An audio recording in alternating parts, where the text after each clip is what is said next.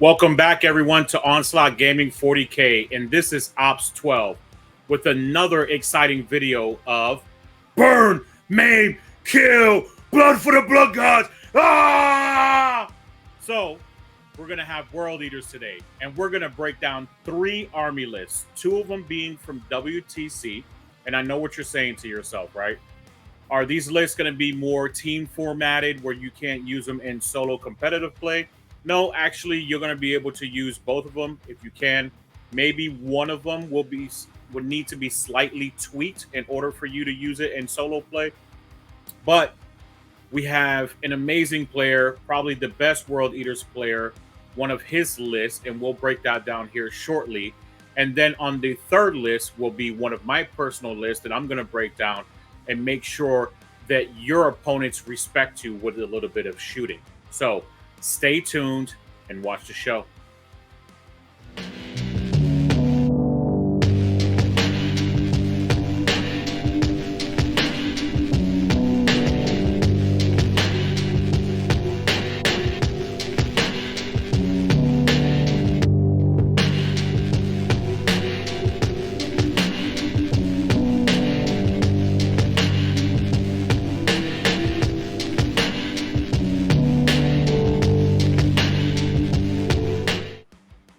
All right, so the first list we have up is a WTC list. This is one of 2, and then I'll break down my personal one at the end of the show. This is a list by Dean called Red Butchers. Go check him out. He's on YouTube. He has amazing World Eaters content. He does some chaos stuff too, but I'm biased and I only worry about all of the World Eater stuff. It's called Blood for the Blog God. All right. So breaking down his list, he has one character and one character only. He has Karn. Karn is an absolute beast. Our torpedo, a missile you just throw in to wreck your enemy unit's army, right? He has an amazing stat line where he has 9 attacks on the charge, strength 7, hitting on 2s, AP 2, 3 damage flat. Also, if you use for the Skull Throne, it gives you the ability to add 1 to the wound roll for monster, character, and vehicle units. So he can really punch up, even though he's already wounding most infantry on 2s anyways, or 3s. But this can really help you out.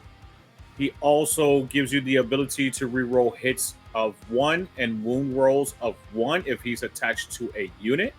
So he can get very good and it can stack up very heavily. Also, if you throw up the blessing for sustained hits or lethal hits, he can become extra amazing where he's really going to punch up with that for the Skull Throne stratagem. Him and his entire unit, most things in the game, he's going to end up wounding on either 5s, 4s, or 3s, depending on what type of toughness it is. If it's more like a knight, right? This toughness 12, he's already wounding on 5s. He's going to wound on 4s with that for the Skull Throne stratagem. So make sure to adhere to that. And you're also going to reroll 1s to wound.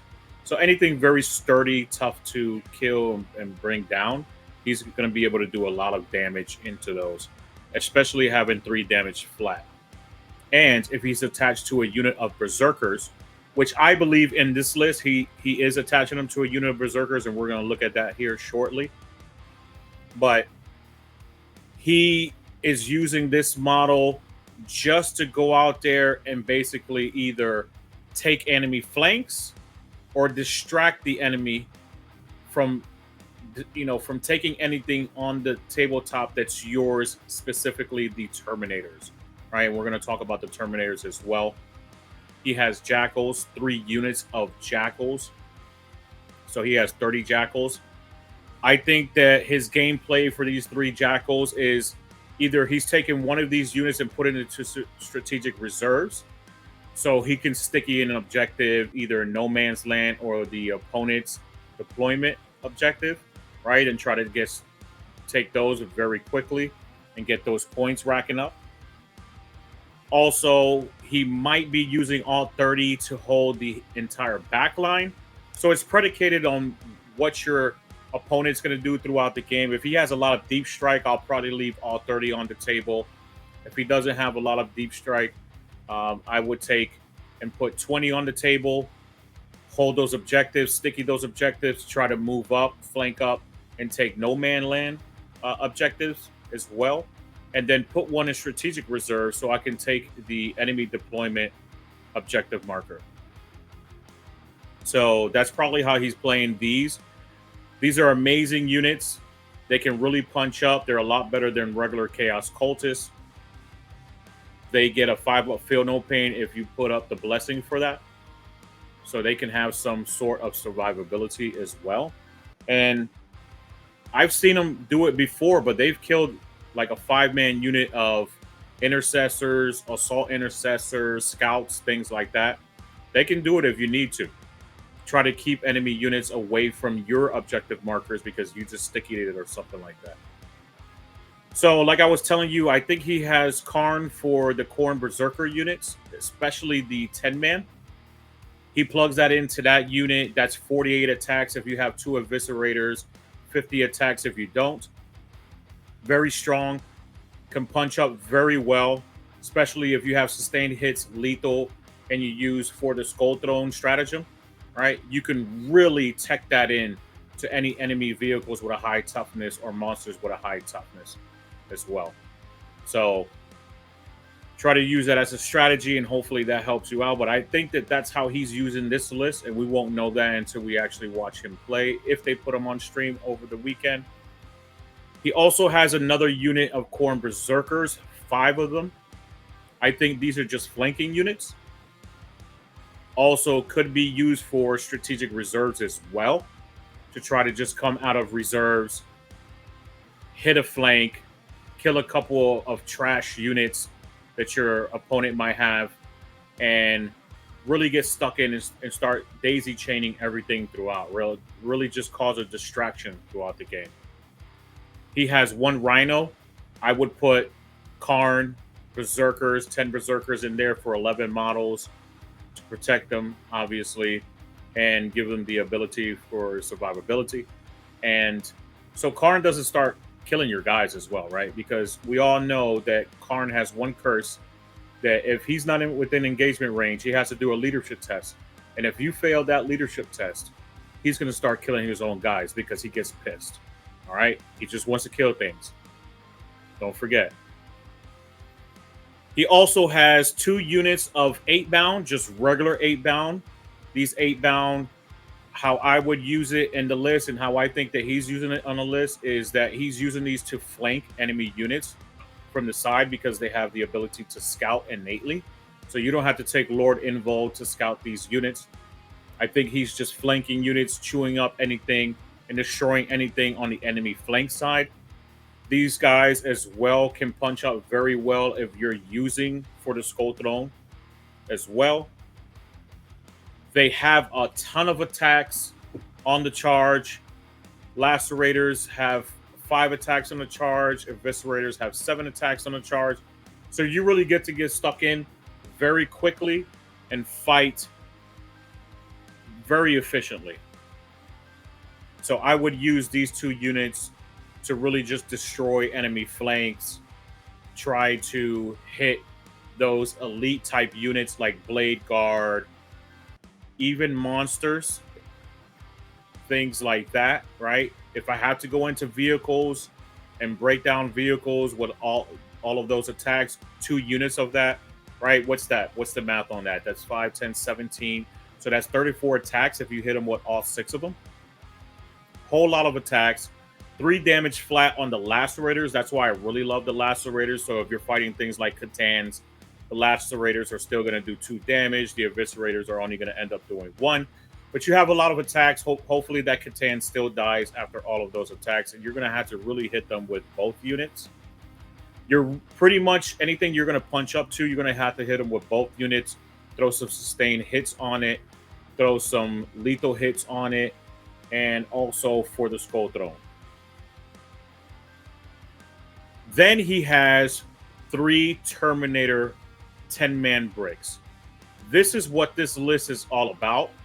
So let me break this down to you, and how I think he's positioning all of this. Right, he's taking 20 to 30 jackals, depending on your opponent's army and how they're putting units into reserves. Right, if there's a lot of deep strike, he's probably going to put all 30 on the table.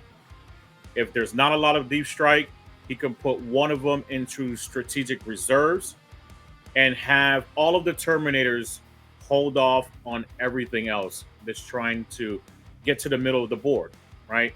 And this is a big thing as well. People are going to look at your list on solo play if you use this for solo play, and they're going to say to themselves, well, you don't have an Angron. You really don't have Exalted 8-bound with Lord Invul, so you're not going to be pretty fast, and they're going to get caught off guard because they're going to fall into your trap either way. Either they deploy aggressively or defensively. Either way, you're a win-win scenario. And I'll tell you why. If they deploy aggressively, you can move out with these Terminator units that have 4 attacks on the charge. The champion has 5 attacks on the charge with his accursed weapon, right? Can move 5, plus you can do one of the blessings for +2 movement. And then you can use the Apoplectic Frenzy ability as well, the stratagem, to get them to an auto 6 for one of these units. And you're going to end up speeding up to 13 inches. Plus 12 inches for a charge threat. So you're going to have a 25-inch threat range with these Terminators. They can really get in there very fast. They can threaten an enemy unit very fast. If they think that you're slow, they got to remember that you're World Eaters and you have abilities to really speed up your units. So, very powerful. If you also were to add Lord Invul into this list, right? And since the Terminators are infantry units, you can apply that to one of 2 of these units in there and have them scout as well, which can be very strong, can position you in the right way where you can hold no man's land immediately, no problems whatsoever, and get stuck into your enemy if they got, deployed aggressively. If your enemy deployed defensively, then that just gives you the ability to really take all the objective markers in no man's land, right? So either way, you win. You can get in their face turn 2, turn 3, and that's what this list is really about. It doesn't play for turn 1, turn 2, maybe, but it's really a turn 3 list where you're going to position yourself mid-board with the Terminators, have your Jackals in your back 40, taking all of your 8-bound and putting them on the flanks, your 5-man unit of Berserkers in the other flank, threatening the center of the table with Karn and the 10 Berserkers and the Rhino, and really making sure that you're positioning and having all the threat range on the table and having the game state in your hands, right? Very strong list. I think it's a very exciting list as well. A lot of people might look at this and be like, oh, it's trash. It's really not going to work well. Well, I would advise you to try this out. Who is really going to remove 30 Terminators after they have to deal with 6 8-bound, 5 Berserkers on their own, probably coming from reserves, and Karn with 10 Berserkers? Even if after all of that is dead, which Karn and all of those units are really going to destroy a lot of the other enemy units, they're not going to have enough to kill all 30 Terminators. They're just not going to have enough, right? Especially if you're positioning yourself for 3rd battle round, 4th battle round, and 5th battle round. So with that being said as well, it's not probably going to be a high-scoring game unless you're taking all of the objective markers. You're playing Take and Hold, or you're playing Purge the Foe, things like that. They're going to have a difficult time of purging the foe to you as well. So they're probably not going to get 8 points per round against you. Maybe 4. They might kill one of these units, maybe one of the 8-bound units. So this list has high efficiency, high defense, and it can really help you out in victory throughout the game, right? So I love this list. I think it's a pretty exciting list. It's a different list. It has no Angron in it. I know that's pretty weird to a lot of people. It has no Lord Invul, no Exalted 8-bound. It has no Forge Fiends, things like that. I know that's something that a few people have been using as of recently is Forge Fiends. So people can respect the World Eaters even at range, shooting range, that being, right? But this is a really exciting list. That's a whole lot of wounds, 3 wounds each in all of those Terminators. So that's 90 wounds that you're going to have to chew through just to take away that no man's land from you. All right. So let me know in the comments section if you've tried this list or if you're going to try this list. I think this is exciting. I'm actually going to try it out. I'm going to have to get around 20 more Terminators in order to run it. I have everything else. But I'm going to try out something very similar very soon.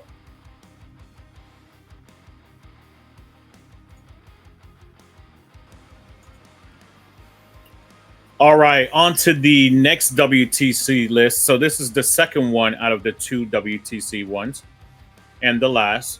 And this is Anthony Vanilla, probably one of the best, if not the best, World Eaters player in the world. All right, he's constantly playing this army. Very, very good. Positions very, very well. I've actually seen him in person playing with his World Eaters, and he is just completely amazing. Shout out to Anthony. But we're going to break down his list. He has a great list. Unlike the Dean list, this list right here can be used for solo play. So it's very similar to probably something that most people run, right? Because we don't have a lot of options, and we usually take the best data sheets for World Eaters. Hopefully that changes in the new codex. But this is actually a very good list. It can be used for solo play as well. Obviously, he's taken 2,000 points of World Eaters. Obviously, he's taken Angron, also Karn, Lord Invul, and the Mo. The Mo has the Berserker Glaive on it. Amazing, amazing choice for the Berserker Glaive because with that precision and being able to reroll against characters, 4 rerolls against characters, right? And dev wounds, you can make sure that those characters die. It really starts to spike if you have sustained hits on that entire unit that he's going to be attached to. You really want to attach him to a unit of Berserkers, and we're going to see here shortly that he has a unit of Berserkers in here as well. Actually, 2 units of them. But we all know what Lord Invul does. I'm going to show you the list, and then I'm going to break down my thoughts on how he's using this list on the tabletop, especially for teams. Mostly, he's going to be using this for fast points, taking the opponent's ability to really hold objectives. Angron really helps with that. Lord Invul putting the scout ability on exalted 8-bound units really helps with that as well. So you can be ultra aggressive, get that +2 movement blessing, get that advanced charge blessing, and really smack into anything in your opponent's deployment line, right? And you know, if you're a World Eaters player, you can basically reach out and touch just about anything, even on turn 1. Turn 2, I mean, it's nigh impossible that you can't touch anything. Your threat range is so large. 23 inches with the Exalted 8-bound when you have Scout on them. Very, very big, right? So he has also 1, 2 units of Jackals. So Khorne Berserker unit, 10 of them. So he's going to put the Mo in here, I'm assuming, right? This is how I would play this myself as well. And then the 5-man Berserker unit, I would throw Karn in here. I wouldn't use him as a torpedo for this list by himself. I would throw him in with this 5-man unit and really try to keep him in the transport as long as possible. Position them for turn 2, turn 3, sweeping, taking enemy flanks, things like that. They're going to kill anything, just about anything that's in those deployment lines, right? You're going to, in those flanks, rather. You're going to have 24 attacks with the Berserkers if you take an Eviscerator, and which he does have an Eviscerator in here, right? So you're going to have 24 attacks on the charge. And then you're going to have Karn as well, who's going to have 9 attacks, hitting on 2, strength 7, AP 2, 3 damage flat. So they're really going to take over anything that the opponent has in their flanks. You have 2 rhinos, so you can put the characters and attach bodyguard to them. All right. Then you have 1 unit of regular 8 bound because lacerators are amazing, and they get to play the basically the little brothers to the big brothers, which are the exalted 8 bound, and buff them for rerolling ones to wound.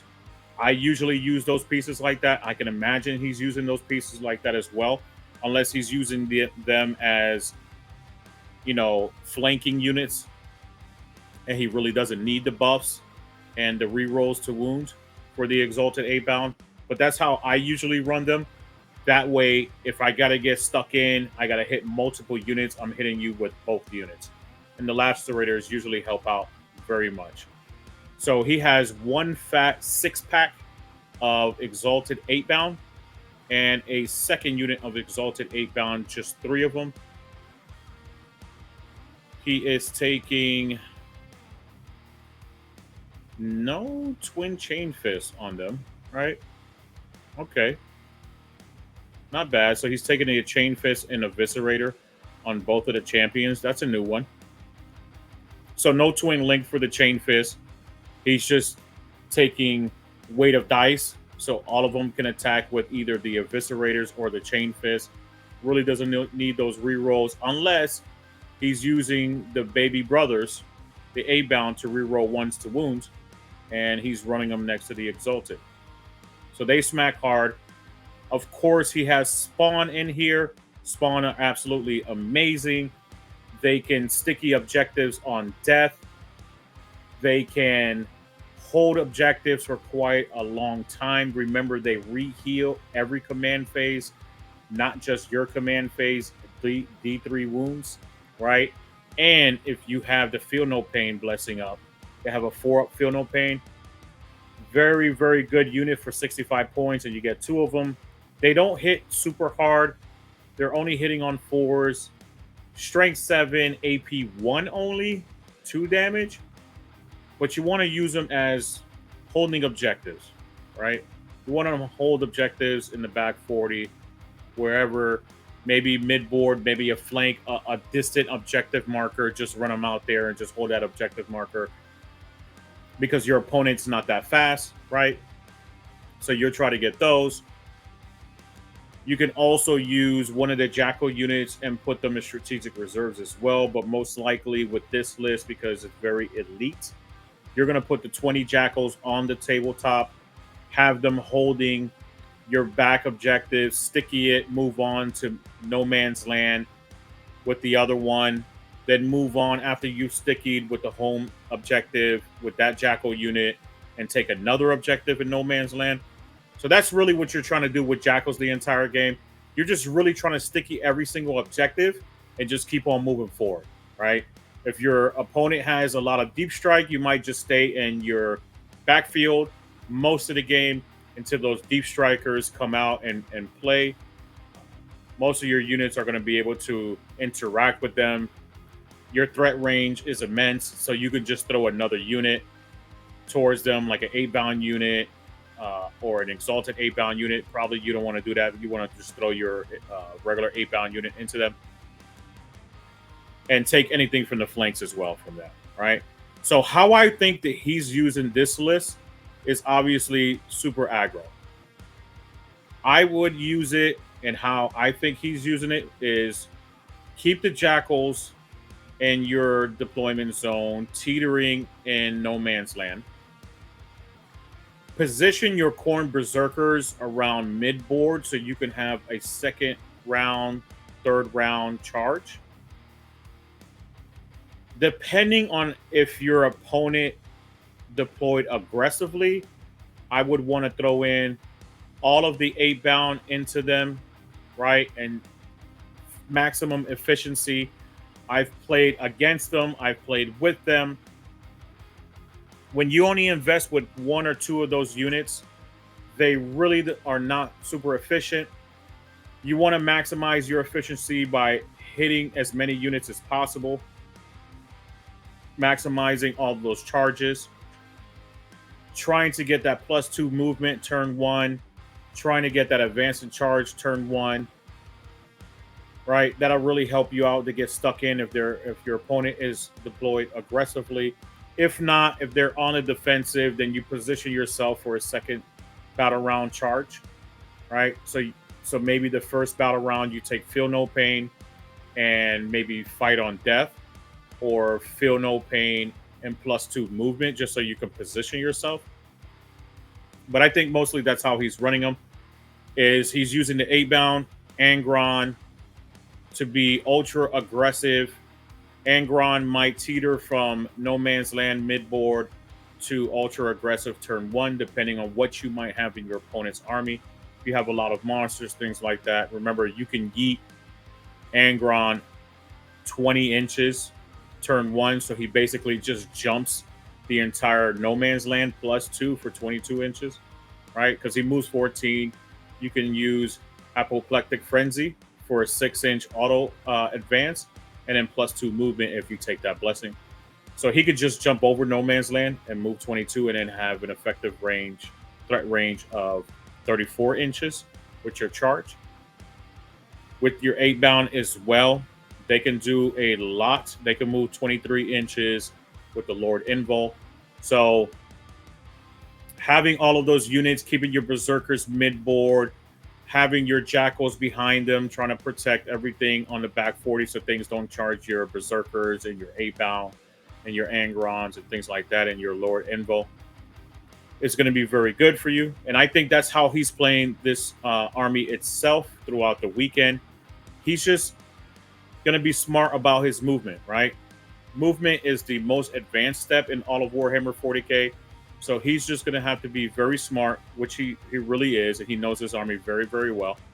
And he's going to position himself where he needs to be at all times for all the objectives, for all the secondaries, and for every single opponent that he's going to play against, right? Because he understands, if not all the armies in the game. So that's how I would use it. I'm assuming that's how he's going to use it as well. That's what it looks like. A lot of these lists are very frequent. People use them all the time. Not in this exact style, but a lot of people use something very similar to this. I've used something very similar to this, and it's a fantastic list. A lot more people are using more berserkers now. That fights first, and Karn being a complete torpedo with that unit is absolutely amazing in this meta. And you want to take things away from other armies. If we're playing against Blood Angels, right, then that might change a little bit. You might try to put your berserkers out there first with the Mo, so you can fight first. Maybe put a spawn to kind of tempt them to really charge the spawn, right? Heroically intervene with the berserkers so you can fight first. Maybe attach Karn, to the second berserker unit, and have him right behind the spawn unit as well. So maybe you can heroically intervene with them as well. Obviously, you're not going to be able to fight first, but Karn himself can fight on death. Maybe use Karn by himself. There's a lot of options with this list depending on what army you're going against. And remember, all of these tools, which are units in your army, you have the ability to use them for all that stuff, right? Make sure that you're using your units as tools appropriately with, against your opponent, because you're playing with, but obviously to fight against your opponent, right? If you have to, because they have a lot of deep strikers, keep all the jackals on the table. If not, strategic reserve one of them, so you can sticky one of the no man land objectives, right? That maybe they're too slow to get to. Maybe you're playing against Death Guard, and you're gonna have to be very defensive with Death Guard and let them try to charge you, right?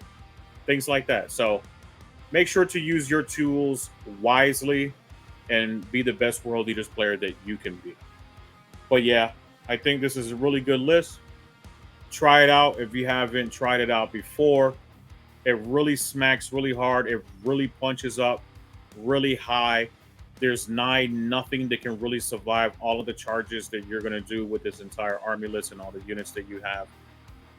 And that's how I think he's running this list, right? And I hope he does very well at WTC and proves me right. So, and for us all, right? And for the Blood Gods. We want him to do amazing, so we're all cheering for him as World Eater players. And hopefully he comes up on top with his team. At least if he wins all of his games, we'll know that this list is very good. Obviously, it's in a very good player's hands, but we also know that we have the ability to play it very well also. And then on to the last list, which is my personal list, right? I call this Pariah Next Shit because it's just the next thing in the expansion of 10th edition. So it's just the next list of World Eaters for me. It's always ever changing. A lot of the units always stay the same, but I like to change it up. It creates a little bit more flavor. It creates a little bit more fun for me to go out there and continue using my World Eaters as well. And this one is a rather good one. I've actually played this one a couple times. It really makes your opponent really respect you at a shooting range, right? So at a long distance, it really makes them respect you. They're not used to seeing World Eater armies with shooting, respectable shooting at that, especially when it's strength 10, 3 damage flat, right? Coming from your Forge Fiends. And I have 2 of them, and we're going to break that down here very shortly. And obviously, it's my list, so I'm going to tell you exactly how I run it. So obviously, I'm running Angron, running Karn, because he's a complete torpedo, right? Lord Invo, and the Mo with the Berserker Glaive, as always. We want to take away those pesky characters that are just hiding in those units with that precision, that dev wounds, and with the full rerolls against characters. I am attaching my Mo to the 10-man of Berserkers, and I have 1 Rhino, which I put Karn into, right? So I have 12 models in my Rhino. I use Karn in this list all by himself. I just use him as a just distraction piece. I use him as a torpedo to hit enemy flanks. I threaten the middle of the board with the Rhinos, with everything else that's going to be in front of it, with all of the 8-bound, things like that. I'm going to threaten everything that's either coming towards middle of the table or trying to threaten the 8-bound and really harassing them with my 2 Forge Fiends. Or I'm just going to protect everything mid-board, protecting my Berserkers, depending what battle round we're in and what position of the game we are. All right? And, of course, what army I'm playing against. So I have 1 Rhino. So what I'll do is I'll throw the Mo. His bodyguards will be the Berserker. Karn will be by himself. I'll position the Rhino for a 2nd to 3rd battle round charge for all of the Berserkers inside. Karn might get out a little bit earlier. Depends on what's threatening our flanks. But he's going to go towards anything that's threatening our flanks. Anything that's threatening, you know, the Chaos Spawns, anything that's threatening the Forge Fiends, and once again into our deployment zone. Because I really don't have anything to protect my deployment zone, right? This is a super aggressive list. You really have to use your Rhinos as your backline to protect everything that's in front of it. And they're the ultimate backline, right? So if things come behind you, they're going to destroy the Rhinos, and they're going to have to fight everything that comes out of the Rhinos. Hopefully you fight first if they try to charge you with the Mo, and then I'll hide Karn behind that entire unit. That way I make sure that that is guaranteed that we fight first with the fight first ability. So I take 1 unit of 8-bound. That way they get the 6-inch scout innately. I don't have to worry about Lord Invo helping them out. Plus I love lacerators. They're amazing for any of those pesky units that half damage. That's why I always take lacerators. I really love the 8-bound unit. I know they're not super efficient as the Exalted. They don't get the, you know, the Feel No Pain, better Feel No Pain of 5-up like the Exalted. They don't hit on 2s like the Exalted. They hit on 3s, but they have a ton of attacks. The 8-bound have 7 attacks with their Eviscerators, and the champion with the Lacerators have 5 attacks, right? Still a lot. Still a lot of attacks. That's 19 attacks coming from that one unit of 3 dudes. So I threaten a lot of flanks with them. I still like to run them next to the big brothers, which I like to call the exalted 8-bound. So, but I keep the 8-bound closer to the flanks. So if anything's threatening one of the other flanks that Karn might not go to, or wherever I have my Forge Fiends positioned, they're in the opposite end of that. So I'm making sure that I'm guaranteed to protect all of my flanks and nothing goes back to my deployment zone to take my objective marker back there. And so they don't mess with my Forge Fiends, right? Then I try to keep my Forge Fiends in front of the Rhinos, on the side of the Rhinos. So if something is trying to threaten those Berserkers in the center, right, they're not super close to them because they can't fight well in close combat. All they get is claws. They don't even get the jaw attacks. All they get is claws because they have 3 ectoplasmas on them. So 2 exalted units, 1 3-pack, 1 6-pack, 1 unit of spawn, and 2 Forge Fiends. So these 2 Forge Fiends are quite amazing when it comes down to World Eaters. They're fairly priced as well at 145 points. They have a great toughness of 10, right? They're really, really good. They have a lot of shots. They end up getting 3d3, strength 10, 3 damage attacks. Very, very strong. I mean, you're picking up just about anything. I mean, if your opponent is rolling poorly and they have Terminators, you're picking up potentially an entire unit of 10 with both of these Forge Fiends. Okay? So they can really punch above their weight, especially for their points. I mean, if you can, in retrospect, if you're going against, this is 290 points, that is really punching up. You're not taking away a lot of extra points, right? But if you can kill that entire unit and they're running Terminators too, whatever type of Terminators, you're really doing really well with this unit. Okay?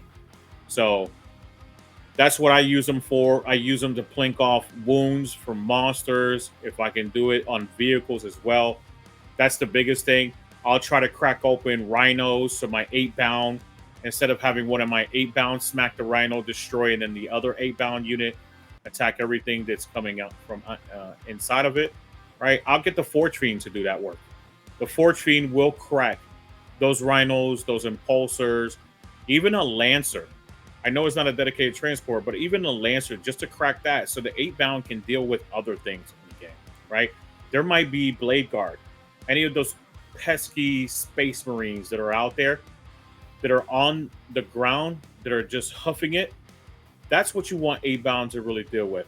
So they'll crack open rhinos and pulsars and get those units out, and then so those 8-bounds can really start getting cracking.